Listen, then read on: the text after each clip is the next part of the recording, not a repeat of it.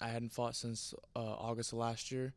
So, after this fight, I'd like to get another fight and maybe, God willing, another fight. So, yeah, I'm still a baby in the game, so staying active is super important. And then what do you know about your opponent and his skill set coming into this matchup? I know he's more of a striker. I know, he's from Chicago, trains out here, and I know I know there's levels to this, and I don't think he's at that level yet. And then last week in Kansas, the lightweight world tournament semifinals took place. Have you been keeping up with the tournament in your weight class at all? And who do you think will win in the final? Not really. I did see the Kevin Lee and Gotzi fight. I'm a fan of Gotzi. Like he is a terrific fighter. I actually watched some of his stuff to try to take things, tactics that he does and stuff. But I haven't really kept up. I'm gonna be honest. Thank you. Yep. Hi, Biaggio. So, you're a baby to the game, as you said, Mhm. and your brother, bit of a baby to boxing, maybe less so. How is that relationship with you and MMA and him in boxing? Do you guys help each other in any way, feed off each other's energy? What's Mhm. it like? Yeah, absolutely. That's my brother. He started boxing when he was 15, and just seeing him, work hard and stay dedicated and um, be, clean cut, was super inspiring to me, even as an older brother. And when I was done with football, seeing him still do that, was still inspiring. And um, that's another small reason why I went to the gym. And yeah, we live together. It's nice living with another pro fighter because they understand the discipline, the diet, going to sleep on time and waking up early and not going out all the time. So it's really nice. Me and my brother. That's my only brother, so we're very very close, and it's clutch being living with another pro fighter who gets it. Yeah.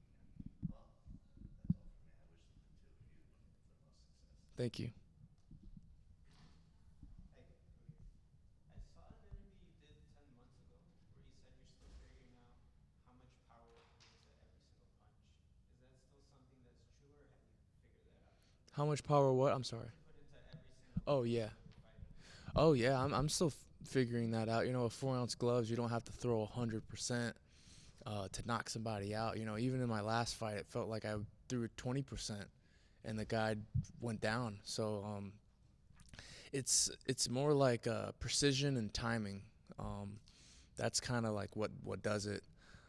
You ask any fighter, that knockout punch, it almost feels like you're punching air. Um, and that means that that kinetic energy from the ground up that energy was fully transferred. And kind of like when you're golfing or in baseball, a perfect swing, it feels like it didn't hit, like it didn't, there wasn't contact, it just was flowing. So yes, I'm still learning that, um, and hopefully, Friday night I'll feel nothing when he goes down. Yeah. And then you're still very young into your fight career. Is this kind of where you expect it to be this early on in your career? Um. Yeah. Well, I still am like super grateful to be with the PFL. I mean, I heard about them when I was 0-1 as an amateur, and they saw potential in me and they believed in me when I almost didn't even believe in myself. So, um, I am still surprised to see where I am right now, and God willing, more success comes in the future. I don't expect only success. In this kind of sport, you're gonna have ups, you're gonna have downs too. So, I welcome all of it. And then you look very healthy. How's the weight going right now? The weight's going good, and that's only because I gradually started going down and I stayed disciplined on my diet. I love food. If you go on my Instagram, the only highlights I have is food. So yeah, just staying disciplined and gradually going down to make sure that the weight cut's not too strenuous. Yeah, that's probably why I look a little healthier. You said earlier that there's level to this. I think you're going to have like I think one professional fight. Were you expecting having higher competition when you were coming back to fight this year? Um, I mean, not really. You know, I'm only 2-0. Um, when I say there's levels, I say that because I train at a gym where there's so many high level guys and so many high level coaches, and um, I'm kind of used to that high level training almost every day, and I don't think that my opponent deals with that kind of high level training every single day. So that's what I mean by there's levels to it. I'm not saying I'm like a 15-0 freaking vet, but you know, hopefully one day I'll be there. But that's what I kind of mean by that is just a high level training. And what does it mean to you, like having facing an opponent that probably will have the local support? You like to do that? I You feel I like do like that. I do like that. I did that in Atlanta, and the crowd was loud, and then it kind of went quiet. um, yeah, I like it. He could be from here. He could be from anywhere. I only come to just fight and show my improvement, really. So, um, yeah, I welcome. all right? Thank you. Thank you. All right, guys, we will go ahead and go over to Zoom. Mike, did you have a question for Biaggio? Yes, Biagio, can you talk a little bit more just about this mindset? I know you said you don't approach the fight game like someone who's 15-0, but the way you talk about your career is like a seasoned veteran. So how do you adapt this mindset about your career and the patience you have? Oh, yeah, I kind of just let go. I kind of realized that, fighting is just a job. It's not like the most important thing in the grand scheme of things. It's not like every human's purpose of life is fighting and doing good in the cage. So I feel like that has a lot to do with my mindset. I believe in God, and I think that the bigger picture, I feel like this is a small thing in a greater picture. So I feel like that helps a lot with my mindset. In football too, there was a lot of media that was going on when I was a kid.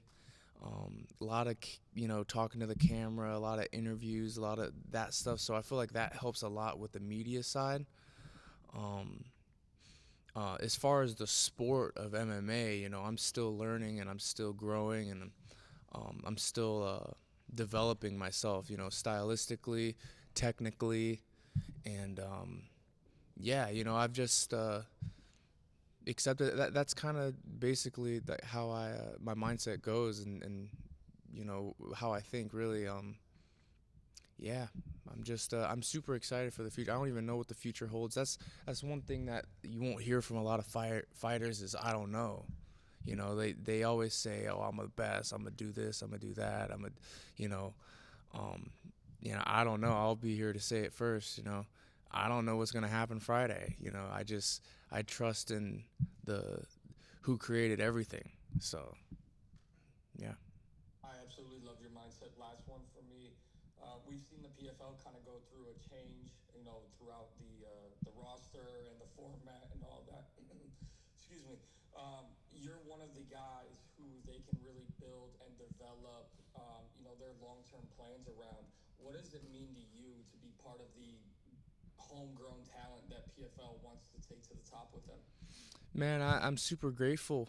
Sometimes I sit back and think, why me? Like, what did I do to deserve this kind of treatment? Or I don't know, man. I'm just super grateful for it. The PFL is a great company. They had did something where I went to the mosque, and they had like my fights playing on the TV, and we all prayed together and ate food together, and I mean, they didn't have to do that. So it makes me feel really good. It makes me feel special. And sometimes I sit back, I'm like, why? Like, what did I do to deserve all of this? But, um, everything happens for a reason. And I'm just super grateful for the PFL. Kayla. Cage Rock podcast. Kind of piggybacking off of what Mike just said, you have been with PFL for a long time, and you've seen all the changes through amateur now being a pro. What do you think about the changes going on in the World Tournament, and can you see yourself being in the World Tournament sometime soon? I think all the changes are being made right. The tournament is a big deal. I'm only 2-0. I think that by the time I get to me going into the tournament that'll happen when it's supposed to happen. I don't know if that's soon, or I don't know if that's maybe 5 fights from now. I would assume 5 fights because these guys have a lot of pro fights under their belt when they're entering the tournament.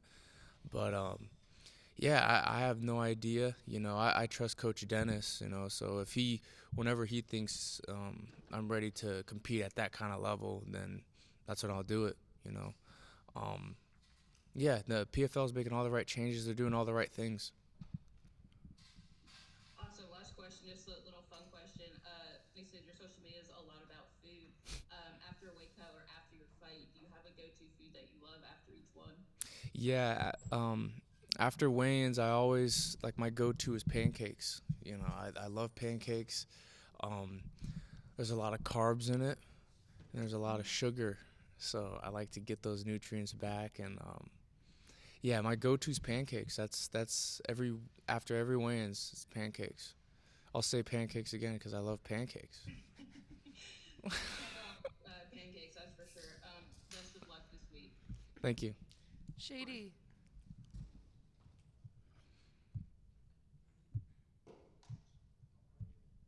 Shady, you there? Hello, am I on mute now? Yep, you're good. Sorry about that.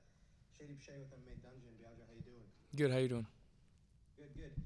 2 pro fights. You're at Extreme Couture. It's rare to see somebody with so few pro fights, but at such a killer gym. Talk to me about how you got tapped in there and what it's like to roll with some of the greatest in the game. Yeah. So when I was done with college football, it was kind of like that what now moment. A lot of athletes have dealt with that when they're playing a sport for such a long time, and then it's kind of just ends. They get that what now moment, and that's kind of where I was at. I didn't know what to do with my life. I mean, I feel like there was so much expected of me with football, and Ali's grandson. There's so much expectation, so I felt like I had let down myself, my family. I was working at Adidas. I interned as a assistant strength and conditioning coach. I was driving for a real estate team, and I was trying to figure my life out, find out what I wanted to do. And one of my friends was training at Extreme Couture, and almost every day he would call me and tell me these stories about sparring and all these things. And he's like, you gotta come. And I'm like, yeah, I'll come, because I was always a fight fan, and I wanted to stay in shape. I didn't want to get, obese after football. So I came to Extreme Couture to just, stay in shape, and started doing the kickboxing class, and it was fun. I started, liking it, and it ended up becoming the only thing I looked forward to every day. And that's initially how I found Extreme Couture, and now I have a whole career. So it's crazy how that works. Thank you, sir. Best of luck. Thank you. All right, anyone else on Zoom before we let Biaggio go? All right, all good? Thank you, All guys. right, Biaggio, thank you so much. Appreciate your time today, brother.